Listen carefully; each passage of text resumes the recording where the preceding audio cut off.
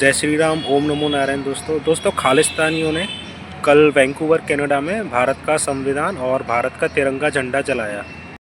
तो दोस्तों लोग कहते हैं कि बस कुछ मुट्ठी भर लोग ही हैं खालिस्तान का समर्थन करते, लेकिन दोस्तों सच्चाई इसके बिल्कुल उलट है। आज मैं आपको बिल्कुल फैक्ट्स बताऊंगा जिससे आप लोगों की आँख खुल जाएगी। दोस्तों ये खालिस्तान का जो जहर है वो पूरे पंजाब में धीरे धीरे फैलता जा रहा है और इसके मैं आपको सबूत दूंगा। 2024 लोकसभा चुनाव में जो अमृतपाल सिंह था, जो पहले दुबई में ट्रक चलाता था, और फिर इसको जर्नैल सिंह भिंडरवाला जो आतंकी था, जिसको संत बोलते हैं ये लोग, जो खालिस्तान का सपोर्ट करते हैं, तो वो दोस्तों पंजाब में एक लोकसभा सीट है खडूर साहिब, उधर से 1.98 यानी कि लगभग 2 लाख के अंतर से जीता। यानी कि जीत का अंतर ही 2 लाख था और उसको 4 लाख से ज़्यादा वोट मिले थे। ऐसे ही दोस्तों इंदिरा गांधी की हत्या की थी, तो जो उनका बॉडीगार्ड था उसका नाम था बेअंत सिंह, तो उसका एक बेटा था सरबजीत सिंह खालसा, वो दोस्तों फरीदकोट से जीता है और उसको लगभग 3 लाख के आसपास वोट मिले हैं। और इससे पहले एक और खालिस्तान समर्थक था सिमरनजीत सिंह मान, वो संगरूर से सांसद रह चुका है। तो मुझे यही समझ में नहीं आता कि अगर पंजाब के कुछ मुट्ठी भर लोग ही सिखों का, यानी कि पंजाब के कुछ मुट्ठी भर सिख ही खालिस्तान का समर्थक है, तो ये लाखों वोटों से ये जो लोग जीत रहे खालिस्तान समर्थक, और इनको जो लाखों वोट मिल रहे हैं, तो ये इनको वोट कौन दे जाता है, मुझे ये समझ में नहीं आ रहा दोस्तों। ऐसा तो नहीं है कि पाकिस्तान से, बांग्लादेश से इनको वोट दे के लोग चले जाते हैं। तो जाहिर सी बात है कि जो लोग इनको वोट दे रहे हैं वो खालिस्तान का कहीं ना कहीं सपोर्ट करते हैं दोस्तों। और सबसे दोस्तों इम्पॉर्टेंट बात थी कि ये तीनों ही निर्दलीय चुनाव लड़े थे, फिर भी ये जीत गए दोस्तों। यानी कि आप सोच सकते हो जो खालिस्तान का जो जहर है वो पंजाब में किस हद तक बढ़ चुका है दोस्तों। और दोस्तों आप देखते हैं SGPC जो श्रोमणी गुरुद्वारा प्रबंधक कमेटी है, उसकी थोड़ी सच्चाई जान लेते हैं।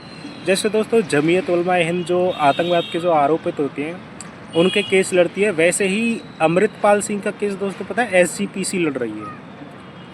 और अभी कुछ दिन पहले ही एक मैंने वीडियो देखा ट्विटर पे, जिसमें कि स्वर्ण मंदिर में खालिस्तान समर्थक रैली निकाल रहे हैं और SGPC की तरफ से कोई भी ऑफिशियल बयान नहीं आया कि हम इस बात की कड़ी निंदा करते हैं, या जो भी हुआ ये गलत हुआ।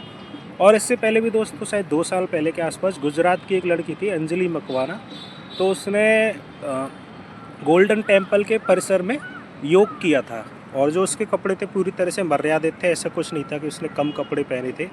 तो दोस्तों इन लोगों की भावनाएं आहत हो गई और उन्होंने उस लड़की के खिलाफ FIR करा दी, जब बेचारी को माफ़ी मांगनी पड़ी थी। दोस्तों लगभग 1, 1.5 या 2 साल पहले एक लड़की गोल्डन टेम्पल गई थी, तो उसके चेहरे पे पेंट हो रखा था। तो एक खालिस्तानी आया, उसने बोला कि आप अंदर एंटर नहीं हो सकती क्योंकि ये पंजाब है ना कि इंडिया।